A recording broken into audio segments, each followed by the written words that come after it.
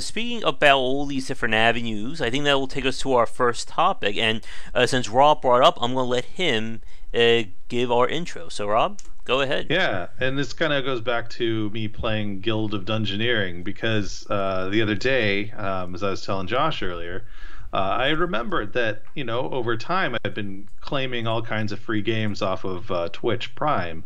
If you belong to Twitch Prime, every day you get rewards to claim, and oftentimes it's a free game, usually an indie game of some sort.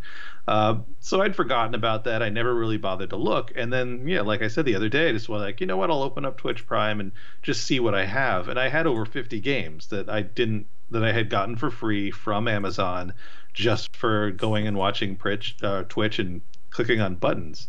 So it just brought it up to me like, and the games are good. Just to give a quick couple of things, I got Broken Age, Brutal Legend, Day of the Tentacle, Deponia, and the sequel, Guild of Dungeoneering, of course, Gunpoint, Kentucky Route Zero, which I've been wanting to play for a long time, Metal Slug 3, Sanitarium, the old version, or the old one, Serial Cleaner. Let's see, The Flame in the Flood I have.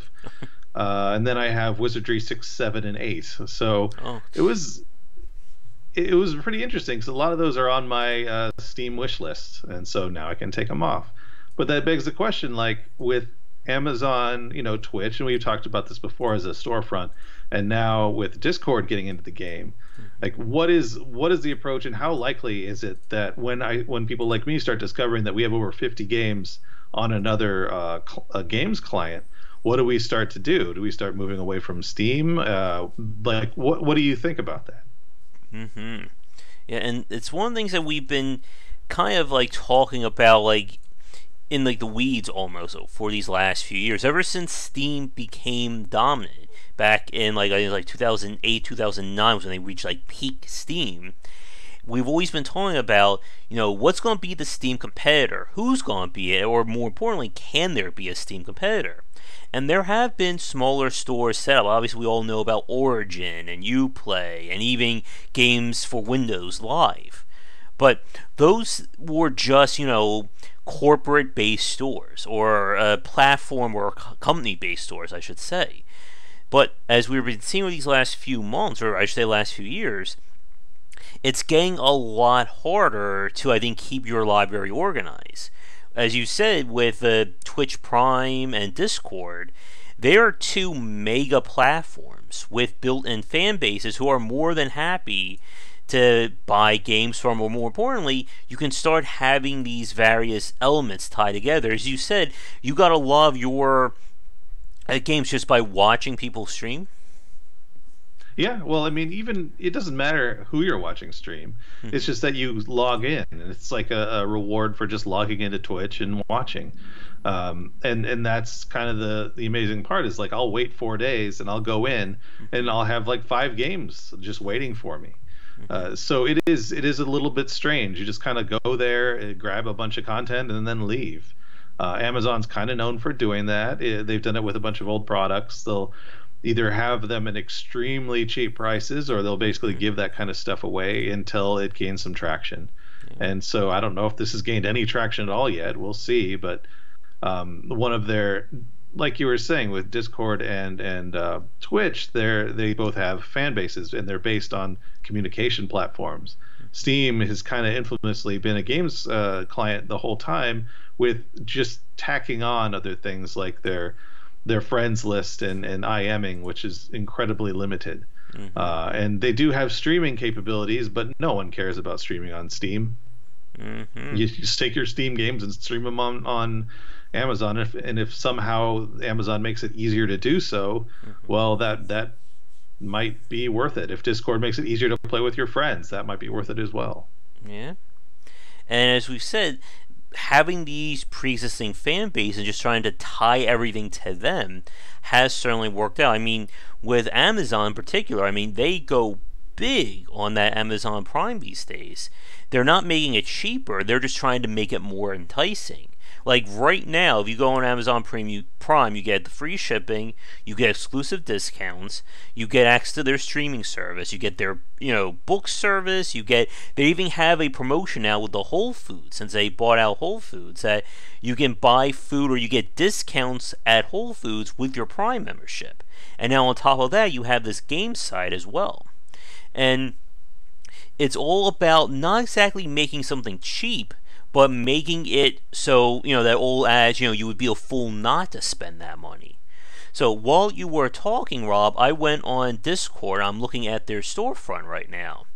And and they do have a pretty strong showing. Like, I think that's another big thing that we're seeing is that a lot of the stores that tried to compete with Steam in the past, they couldn't get a lot of big games on there, or a lot of interesting games. You saw, I think this was kind of the issue that I see with like people's thoughts on itch.io, that a lot of the stuff on itch.io, it doesn't really grab your attention. Like, unless you are the hardest of the hardcore, are you going to be on itch.io? Or are you going to be on Steam, where it's all laid out easily for you to understand, and you know what kind of games you're getting. Mm-hmm. But looking at Discord right now, they have stuff like Hollow Knight, they have Frostpunk, Starbound, and they even have their own monthly subscription service, like the Humble Monthly. I forget if anyone else is doing that. I guess, or we could say Amazon and Twitch as well, or Amazon/Twitch. That you can spend a monthly subscription, just get all these games for free as long as you have it. So the offer is certainly there. But it goes back to our original point. Like, what does this mean for the consumer? Like, I guess, like, I know, like, for both of us, we're kind of outside of the traditional consumer base at this point. Again, I play 5 to 6 games a week, let alone a year. And you're working in the game industry right now. So, like, we're kind of like the odd men out when it comes to discussion. But, like, when you go, I guess here's a question for you, and for people either watching us live or recorded right now. Do you tend to stick to one game store? Or do you like to have, like, a card or a membership to, like, 5 or 6 different places? Well, that is a tough one to answer. I mean, I really like how Steam is laid out, because that's, I mean, really more than anything, that's where all my content is. Like, I have 420 titles on Steam right now, and it's just so easy to increase that total just off of, I have $10 to spend during a Steam sale. That alone could get you another 5-10 games just for nothing, basically. So that library is always going to expand, so I always have something to do when I come on Steam. But at the same time, it is not as easy for me to split to different platforms. But with Twitch, with all these free games that I wanted to play a long time ago, and certainly games I want to revisit, like Day of the Tentacle, like, I will go out of my way to do that. And by out of my way, I mean click on another window.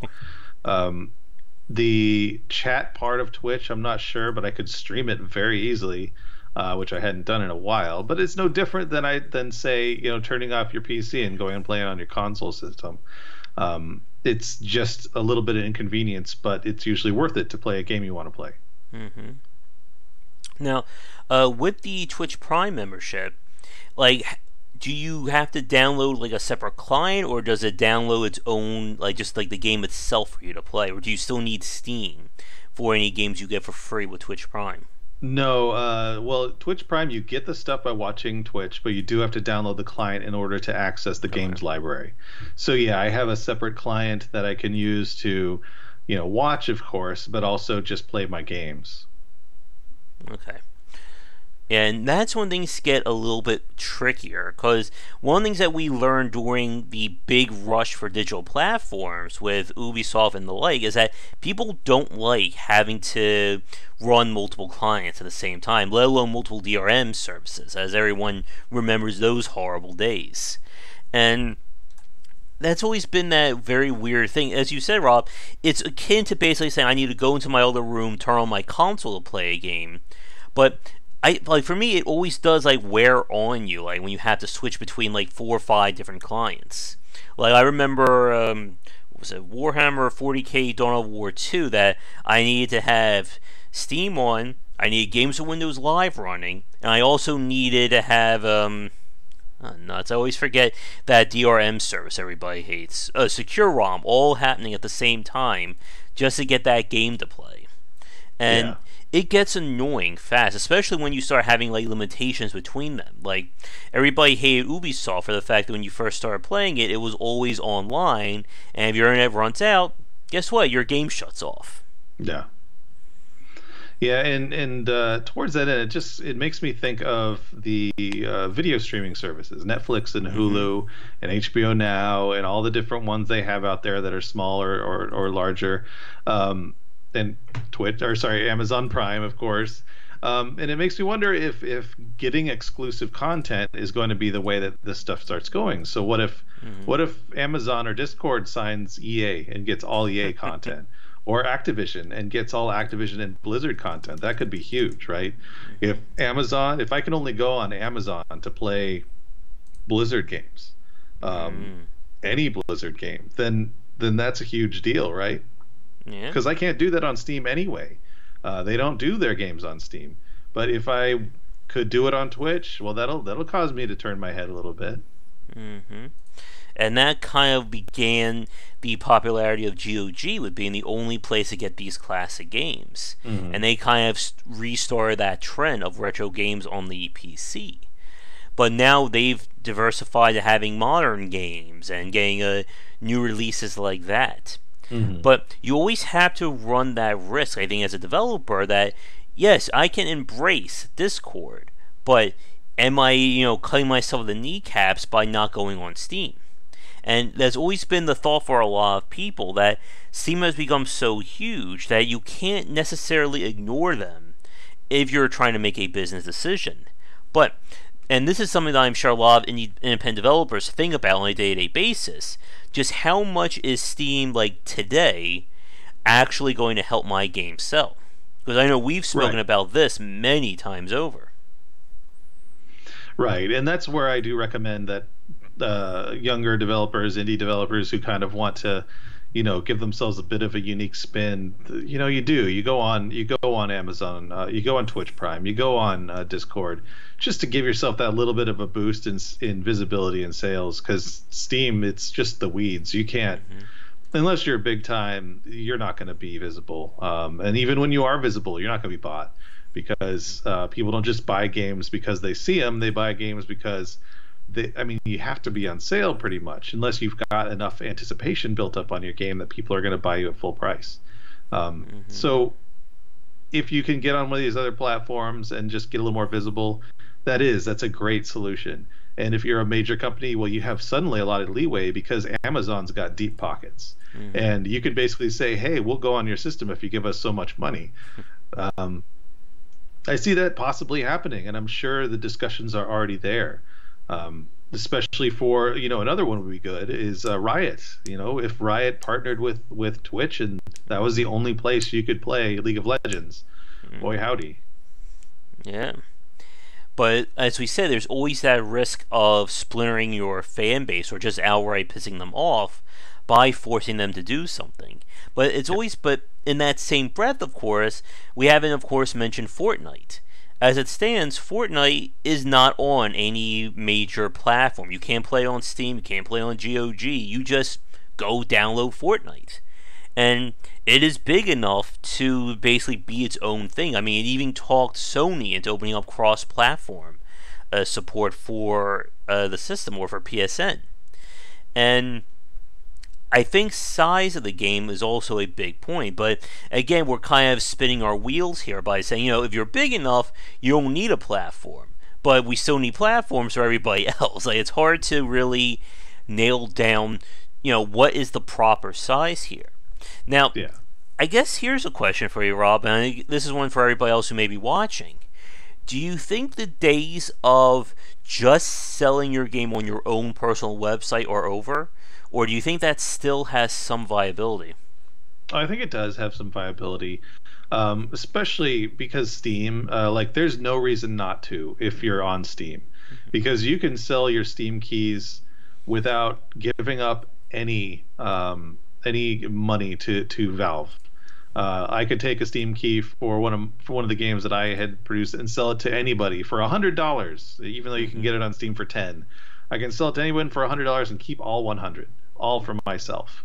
That is something unique that Steam does that I don't know how many other platforms are good with, Hmm. because it's gutsy, it's completely against the grain.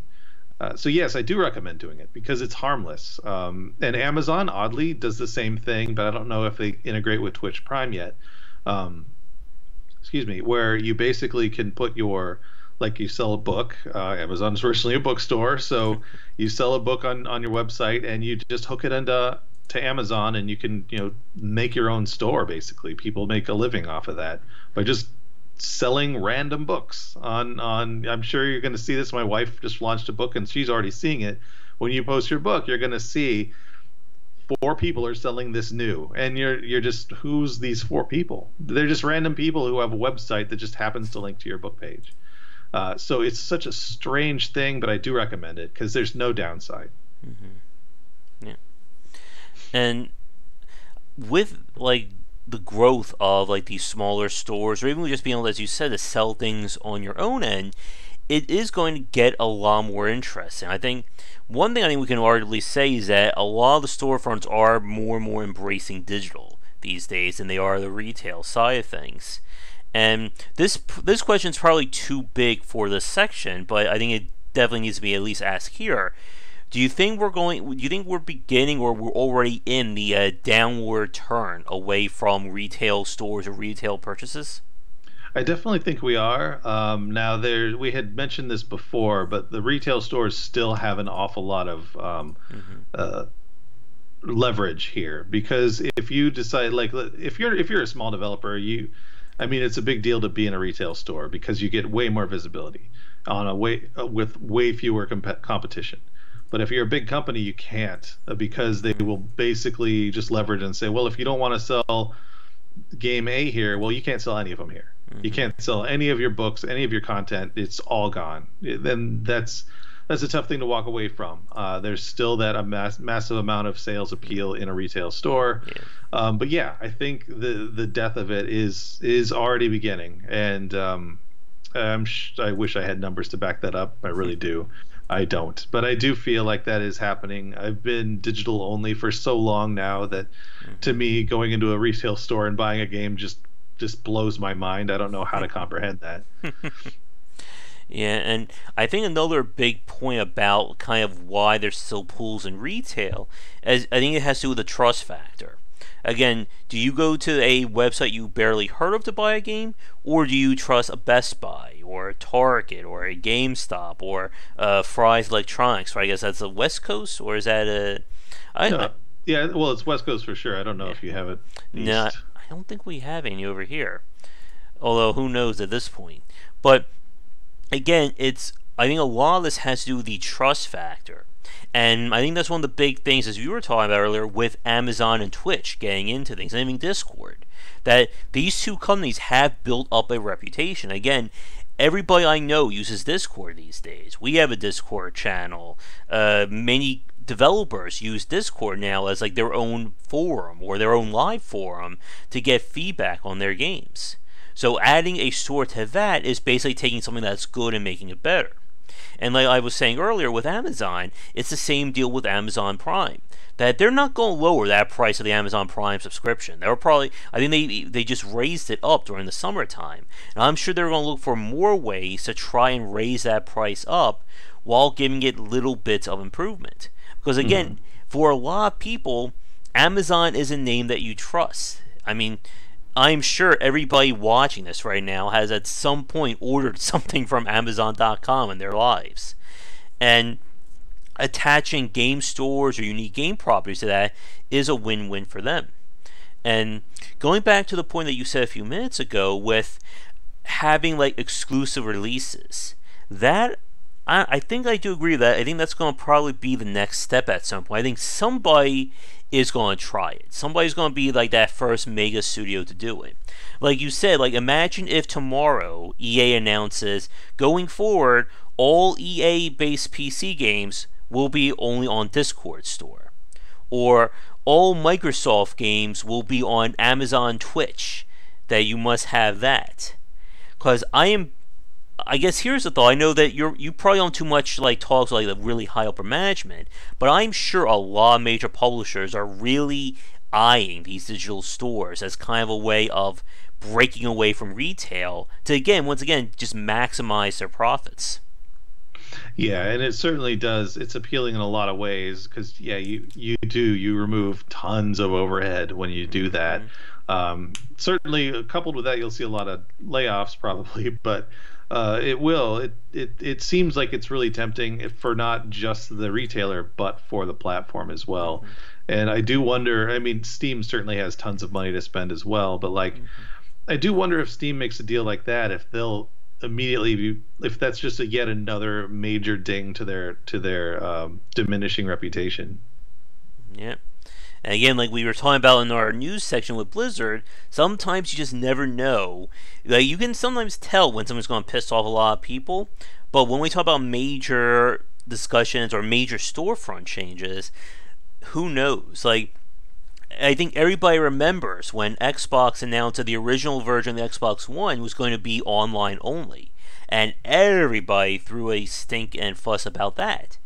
But now we flash forward to or fast forward to 2018 going on 2019, and I think people are a lot more receptive to the fact that, hey, I don't have to deal with GameStop anymore, I don't have to go to Best Buy, I can just buy all my games right then and there.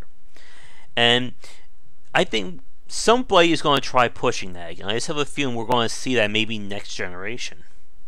Yeah, and it could just be a matter of waiting for these retail contracts to run out. Because no doubt they have exclusionary thing like language in them, but I mean, just keep an eye out. I'm sure. I mean, these discussions are no doubt already happening. Yeah. It's hard for me to believe that these talks are not already in place. That they continue at every major conference that comes along in games. It's just tough for me to think that. Yeah.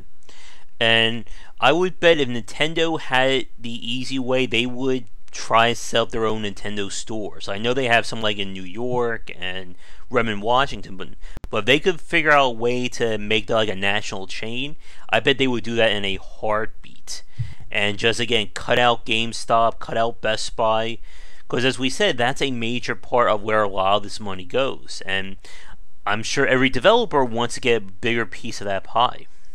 Yeah, I mean, if Sanrio can do their own retail store, Nintendo certainly can. But I think with that, I'm trying to think if there's anything else to say on this one. We talked about Amazon. We talked about Discord. I think, I mean, the only other thing to say from my end is just that I do think that moving some of these major companies to exclusives with these other clients is a step in the right direction. I know a lot of people are sick of, like you say, the Ubisoft, the EA stuff. That, I mean, it's like, it's like having to go to subscribe to like a TBS service just to watch TBS shows. I mean, it's not that exciting of a prospect. Like HBO can get away with it, but not so much these other stations. Yeah, and I think that's actually a really good point we can maybe spend an extra minute on. Like, we're hearing a lot more bubbling around the TV side of things, with more of the major broadcasters or major studios trying to do their own streaming service. Like you just said, Rob, like, just watching TBS for TBS shows and nothing but TBS doesn't sound all that exciting. But what if, like, NBC and CBS team up and you can only watch their shows on like a direct platform like that? Because as we probably can guess, broadcasters are probably as sick about cable providers as game developers are as sick about retail stores. And like during my time working at Comcast, I heard so many like competition stories and rivalries between the various networks and broadcast companies.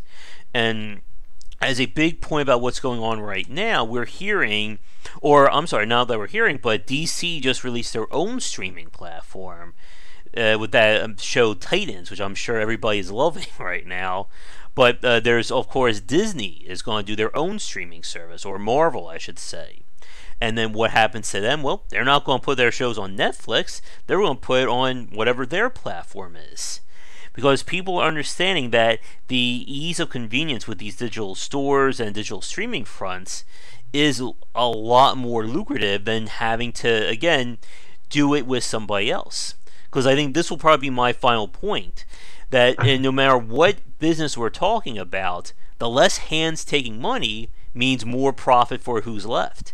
So if you could cut out 5 people and keep all the profit for yourself while still keeping that level of service, why wouldn't a studio or company do that? Yeah, I mean, I definitely am on that same wavelength. But